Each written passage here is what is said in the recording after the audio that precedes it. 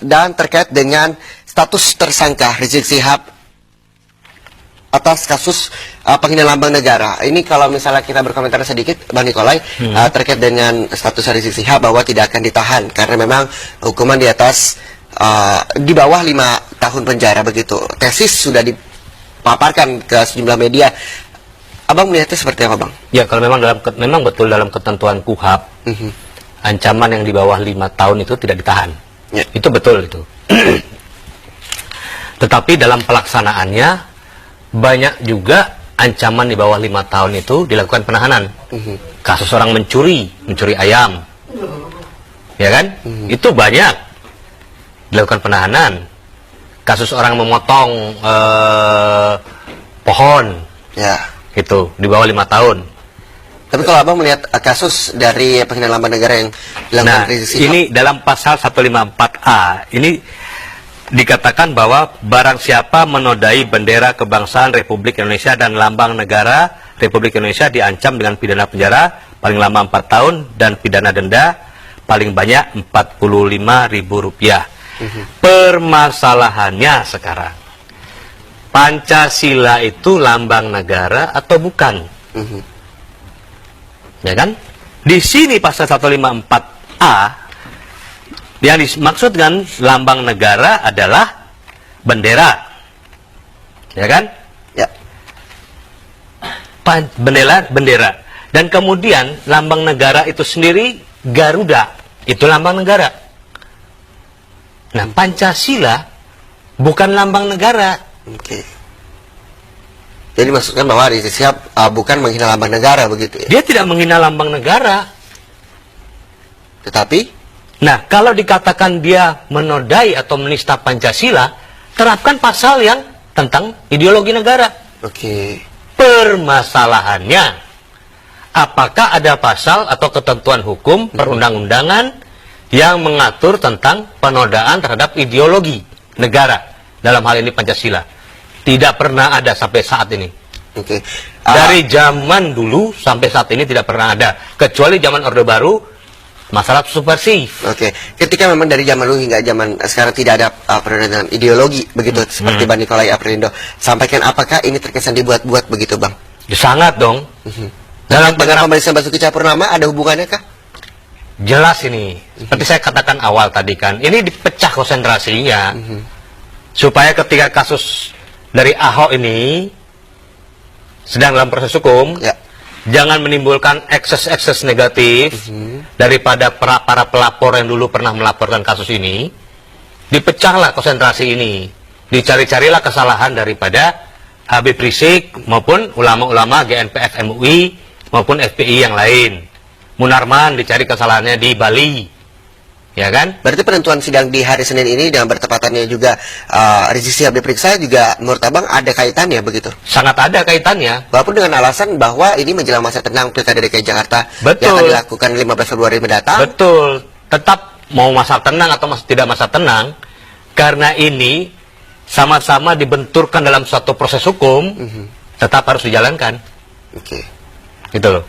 Jadi kalau kembali lagi saya katakan ya, lambang negara adalah Garuda Pancasila dengan semboyan Bhinneka Tunggal Ika. Ya. Lambang negara Indonesia berbentuk burung Garuda yang kepalanya menoleh ke kanan, ya kan? Perisai berbentuk menyerupai jantung yang digantung dengan rantai pada leher Garuda dengan semboyan Bhinneka Tunggal Ika. Yang berarti berbeda-beda tapi tetap satu. Ditulis di atas pita yang dicengkram oleh Garuda. Lambang negara ini dirancang oleh Sultan Hamid II dari Pontianak yang disempurnakan oleh Soekarno. Kemudian pertama kali diresmikan pemakaiannya pada sidang Kabinet RI Republik Indonesia Serikat pada tanggal 11 Februari 1950. Oke. Itu lambang negara. Itu ya. lambang negara. Lambang negara. Sedangkan ideologi negara ini tidak ada satu ketentuan peraturan pun yang mengatur. Oke. Berarti lagi-lagi ini adalah dibuat-buat dan akhirnya dihubungkan dengan kasus Basuki Cahayapurnama. Iya, kalau saya melihat ini ada rangkaian peristiwa. Saya tidak mau katakan bahwa dibuat-buat, tetapi ini ada rangkaian peristiwa untuk mengeliminir Oke. ekses negatif daripada persidangan Ahok ini. Oke. Nah, terkait dengan kasus penghinaan lambang negara, begitu Bang Nikola, kita juga punya statement dari Kapolda Jawa Barat. Kita simak informasinya. Hari ini sudah ada konfirmasi dari pihak Rizik Pak untuk datang jam berapa? Konfirmasi sejak Sabtu kemarin ya, setelah pelaksanaan kegiatan 112 di Istiqlal, memang ada menghubungi saya sendiri, ya, kuasa hukumnya Pak Kapitra, untuk menyampaikan bahwa Rizik Syihab secara kooperatif akan hadir hari Senin. Ya, Senin pagi ini, mudah-mudahan hari ini pagi ini bisa hadir untuk kita segera lakukan pemeriksaan kepada saudara Rizik Syihab. Dijadwalkan pada pukul berapa Pak dari PKM? Jadwal sekitar jam 9, jam 10. Kita harapkan biar agak cepat sedikit, biar cepat selesai ya. Dan juga dari saudara Rizik Syihab pun sudah menjanjikan juga tidak akan membawa massa, sesuai dengan apa yang sudah kita usulkan kepada pihak Rizik Syihab pada saat pemanggilan kedua ya, bahwa sebaiknya cukup dengan membawa pengacara saja ke sini, tidak usah membawa massa. Untuk materi pemeriksaan hari ini? Sama, berkisar tentang penodaan lambang negara, dalam hal ini dasar negara Pancasila, dan juga tentang pencemaran nama baik proklamator yang ada. Termasuk terkait dengan penolakan surat panggilan dari pihak kepolisian akan coba diusul kepada pihak Rizik juga atau seperti apa? Nanti kita lihat ya, karena ini sudah kooperatif datang, jadi tidak perlu kita menjemput pun tidak perlu, karena memang sudah ada konfirmasi terakhir ya, walaupun agak terlambat, tetapi bagi kami sudah satu. Ya, itu Bang Nikola tadi statement dari Kapolda Jawa Barat bahwa tidak perlu ditahan dan tidak perlu ada penjemputan karena tersangka Rizik Syihab begitu juga dianggap kooperatif untuk hadir di persidangan kedua kali ini, di pemanggilan kedua maksud saya. Dan ini Anda melihatnya seperti apa statement dari Kapolda Jawa Barat? Ya, apa yang dikatakan betul. Pertama bahwa itu pasal yang disangkakan di bawah 5 tahun, jadi tidak perlu ditahan. Kemudian dikatakan kooperatif, memang kemarin kan Rizik Syihab, Habib Rizik ini juga dia mengambil satu inisiatif untuk meredam segala gejolak yang akan terjadi pada saat Pilkada DKI dengan hadir pada saat acara di Masjid Istiqlal kemarin. Dia wajib hadir karena untuk menenangkan masanya, dan dia juga ingin berperan secara kondusif supaya Pilkada 2017 tanggal 15 yang akan datang berjalan dengan aman dan tertib. Sehingga niat baik daripada Habib Rizik ini dapat dimengerti oleh Polda Jabar, sehingga tidak perlu untuk dijemput, tidak perlu untuk dipaksakan, tapi diberikan kesempatan untuk itu. Dan memang kenyataan dia melakukan hal itu di Masjid Istiqlal kemarin ya. Nah, mengenai kedatangan Habib Rizik yang hanya didampingi oleh tim kuasa hukumnya, itu merupakan suatu komitmen dari Habib bahwa dia akan datang sesuai dengan himbauan daripada Kapolda Jawa Barat dan Kapolri juga himbauan bahwa tidak perlu membawa massa ke Polda Jawa Barat, dan itu ditaati oleh Habib Rizik. Walaupun ada sejumlah massa begitu yang berpusat di Masjid Pusdai Bandung. Ya, kalaupun itu ada massa yang berpusat di Masjid Pusdai Bandung, itu merupakan satu gerakan moral daripada umat di Jawa Barat yang ingin mengawal Habibnya, yang ingin melihat dan memantau pemeriksaan terhadap Habibnya, tetapi bukan dibawa oleh Habib Rizik. Saya yakin persis bahwa Habib Rizik itu, dan saya kenal beliau, bahwa beliau orangnya komit terhadap apa yang beliau laksanakan. Jadi kalau beliau sudah komit terhadap sesuatu, beliau tetap komit.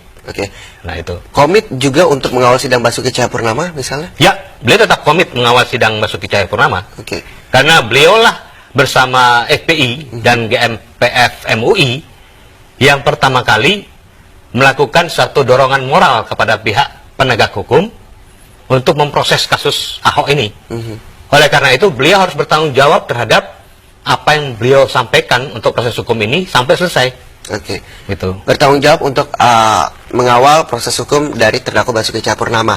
Pihak pemerintah juga haruskah bertanggung jawab untuk mengawal begitu, mengingat Basuki Cahayapurnama sudah menjabat kembali sebagai Gubernur DKI Jakarta? Saya sampaikan tadi bahwa memang pemerintah harusnya bertanggung jawab, karena ini permasalahan penegakan hukum. Kalau pemerintah selalu mengatakan bahwa hukum sebagai panglima karena negara kita adalah negara hukum, ya lakukan itu. Konsistenlah dalam penegakan hukum dan penerapan aturan hukum yang ada. Jangan hanya bicara berwacana bahwa negara kita negara hukum, hukum adalah panglima, Tapi kenyataannya sekarang apa? Politik menjadi panglima, bukan hukum lagi. Ini permasalahannya. Dari kasus Ahok ini kita menilai sejauh mana eksistensi daripada negara hukum Republik Indonesia. Ya. Dan sejauh mana eksistensi daripada hukum sebagai panglima.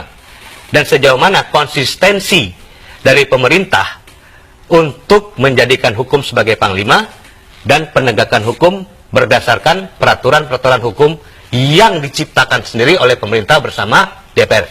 Oke, yang diciptakan bersama DPR, walaupun memang sampai saat ini DPR yang harus berjalan fungsi sebagai pengawasan dan melaksanakan undang-undang juga tidak mungkin nantinya untuk melaporkan presiden ataupun pemerintah terkait dengan inkonsistensi yang sesuai begitu dengan undang-undang. DPR mempunyai hak dalam hal ini untuk menanyakan kepada pemerintah. Kalau Abang melihat ini, apakah sudah ada tindakan dari DPR begitu untuk mungkin seperti tadi Abang sampaikan juga bahwa harus ada pengeluaran hak angket begitu misalnya? Ya, saya melihat bahwa baru wacana, DPR baru berwacana untuk membuat hak angket dan sebagainya, belum merealisasikan dalam tindakan nyata, dan belum dibawa ke dalam rapat Komisi 3, belum dibawa dalam rapat paripurna dan sebagainya.